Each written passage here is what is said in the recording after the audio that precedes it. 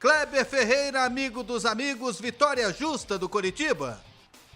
Justo, André. Um primeiro tempo que foi totalmente do Atlético. O Atlético teve 8 oportunidades para fazer o gol e não conseguiu fazer. O Coritiba teve 3 chances, uma real. Um chute de fora da área do Robinho, uma cobrança de escanteio do Robinho e quase que o Jefferson faz contra e o Klaus salvou. E uma jogada do Robinho em que o Natanael cruzou. O Rainer ficou espiando a subida do Aleph Manga, fazer 1-0 já nos acréscimos, já aos 45 minutos do segundo tempo. Essa foi a jogada de gol da equipe do Coritiba. Por quê? Porque o técnico do Atlético não conseguiu ver o jogo.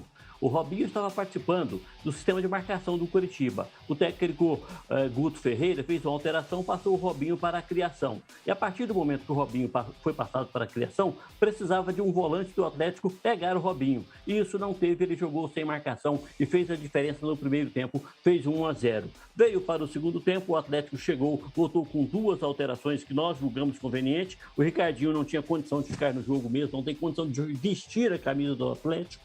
É uma vergonha um jogador desse jogar com a camisa do Atlético. Entrou o Churinho no lugar dele e entrou também o Marlon Freitas no lugar do Edson Fernando. O Atlético começou bombardeando o Coritiba. Na primeira vez que o Coritiba foi para o ataque, acabou fazendo um segundo gol numa jogada também do Robinho. E depois o Atlético desorganizou. O técnico foi fazendo alterações, tirou o Ayrton, tirou o Elton Rato, colocou o Ayrton, tirou o Luiz Fernando, colocou o Peglo, tirou o Chairon, colocou o Jorginho. Só que o Atlético desordenou taticamente, foi um Deus nos acuda, um bumba meu boi, e chutando a bola pro lado que o nariz apontava, jogador de meio indo para a beirada, jogador de beirada tentando ser meia, o zagueiro tentando ser atacante, enfim, o Atlético desorganizou completamente, não teve organização tática, técnica, e assim não sai gol, o Atlético perdeu e a vitória do Coritiba foi justa.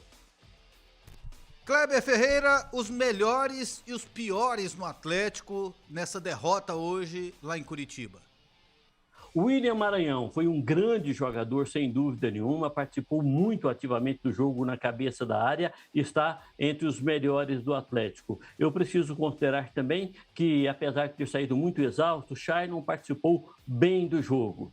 O pior da partida, o Ricardinho. Não se entende como o Atlético contrata um jogador com tão pouca qualidade técnica, com tão pouca capacidade, com tão pouca experiência. Foi o pior jogador da partida. A zaga do Atlético, mais uma vez, deixa a desejar. Toma 2 gols em bolas alçadas, chuveiradas na área pelo mesmo jogador. E o lateral direito, Rainer, que no primeiro gol falhou clamorosamente. Esses foram os piores do Atlético. Agora, o técnico Eduardo Batista tem uma semana para preparar o time para o jogo contra o Internacional. O que fazer, Kleber? Se eu sou dirigente do Atlético, eu pensaria diferente. O Atlético tem uma semana para trazer um treinador novo, para dar uma nova dinâmica para o Atlético. O Eduardo Batista não tem condição. Não estou falando isso hoje, não. Eu falei no dia que ele foi contratado. Já perdeu a vaga na Sul-Americana e não conseguiu vencer nenhum dos jogos que disputou pelo Campeonato Brasileiro. E o de hoje, especificamente, ele errou demais. Errou muito, não tendo visão de jogo, não fazendo o trabalho dele do banco de reservas. Bastava ele marcar o Robinho, o que não é difícil, que ele mataria o time do Coritiba. Ele não teve, durante o jogo inteiro, a visão para fazer isso. Então, ele tem que dar jeito no time, recuperar os jogadores titulares que estão contundidos, tentar recuperar o Jorginho, não colocar o Jorginho contundido em campo, conversar com o Marlon Freitas para que o Marlon possa conscientizar que o Atlético precisa dele. E foi um bom patrão para ele, foi um clube acolhedor e ele precisa jogar, organizar um sistema tático para o Atlético jogar e esquecer esse negócio de quadrado no meio campo. Não dá certo, não está dando certo, não deu certo em circunstância nenhuma. Então, penso que o Atlético poderia trocar de treinador agora.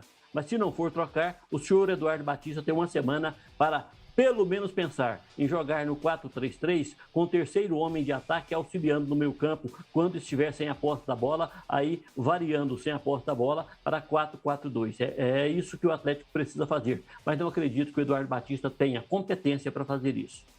O próximo jogo do Atlético será na segunda-feira da outra semana, dia 19, no estádio Antônio Ascioli contra o Internacional de Porto Alegre.